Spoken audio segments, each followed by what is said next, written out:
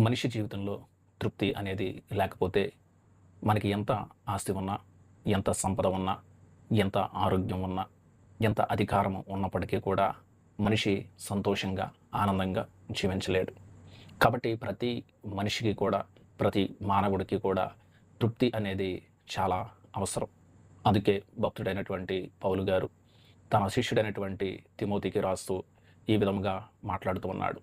మరి మనం ఈ లోకంలోనికి ఏమీయూ తేలేదు. మనం ఈ లోకంలో నుండి ఏమీయూ తీసుకొని పోలేము. మరి ఈ మాట అనేది ఖచ్చితంగా వాస్తవం. ఈ లోకంలోనికి ఈ మనుషుడు కూడా మరి ఏమీయూ కూడా తీసుకుని రావడం అనేది జరగదు.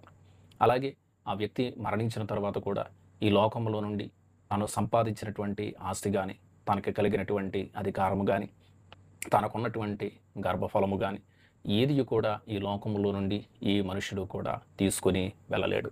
కాబట్టి పౌలు భక్తుడు ఈ విధంగా రాస్తూ అన్న వస్త్రములు కలవారై వాటితో తృప్తిని కలిగి యుందుము. అంటే ఈరోజు మనం తినడానికి దేవుడు ఆహారం ఇచ్చాడు, వస్త్రాలు ఇచ్చాడు.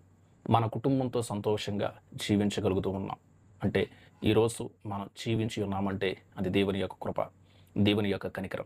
కాబట్టి ఈరోజు మనకున్న దాంట్లో తృప్తిని కలిగి ఉండి, దేవుడితో సహవాసాన్ని కలిగి ఉండి, మనము మన బిడ్డలు సంతోషంగా గడిపితే అంతకంటే గొప్ప ఐశ్వర్యము ఈ లోకంలో మరొకటి లేదు.